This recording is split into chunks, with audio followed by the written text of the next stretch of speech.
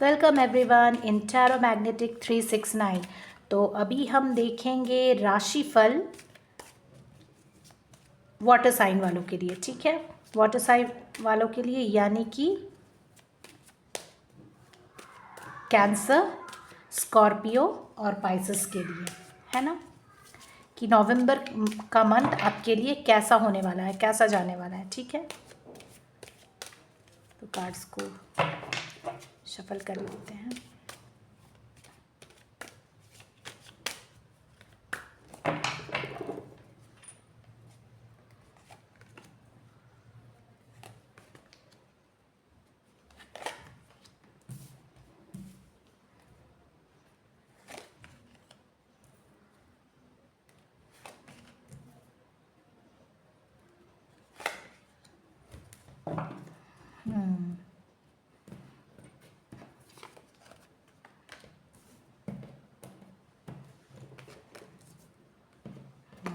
Page of pentacles फिर से है।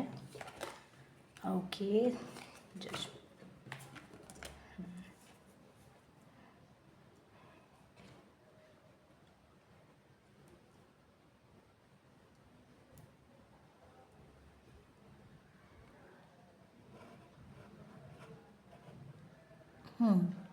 तो वाटर साइन वाले भी मुझे लग रहा है इस बार अपने करियर पे बहुत फोकस करने वाले हैं या फाइनेंसेस पे बहुत ज़्यादा फोकस करने वाले हैं।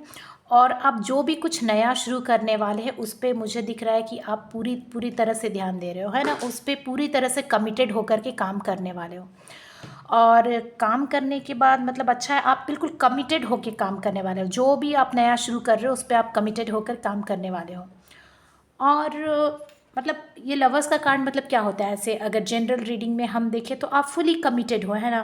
मतलब आप जो भी अगर कुछ नया बिजनेस शुरू कर रहे हो तो पूरा इक्वली पार्टनरशिप में पूरे इक्वली गिव एंड टेक करने वाले हो, है ना। या फिर कुछ भी नया अपने पैशन को फॉलो अगर कर रहे हो आप तो उस पर भी आप बिल्कुल पूरी तरह से कमिटेड होकर के फॉलो करोगे। ठीक है, एंड फाइनेंसेस की तरफ आपका ध्यान काफ़ी रहेगा, उसके लिए आप काफ़ी मेहनत करोगे। ठीक है, एंड इन बिटवीन आप रीजुविनेट करते हुए मुझे नज़र आ रहे हो। मतलब कि आप तो कमिटेड हो के जिस भी डायरेक्शन में जा रहे हो उधर तो आप काम करोगे ही, you will grow in that direction, but along with that you will pause and rejuvenate in between, means you will rejuvenate।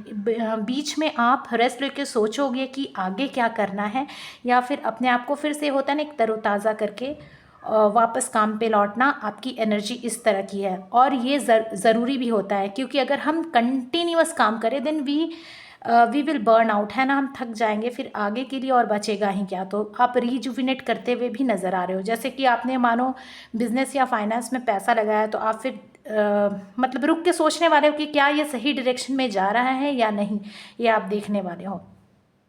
तो आप जो इतने कमिटेड होके अपने पैशन को फॉलो करने जा रहे हो, या जिस भी करियर या फाइनेंसेस में या फिर अपने लव लाइफ में, तो आप जिस तरह से स्टेप ले रहे हो आपको जजमेंट मिलता हुआ भी दिखाई दे रहा है, जजमेंट मिलता हुआ भी दिखाई दे रहा है।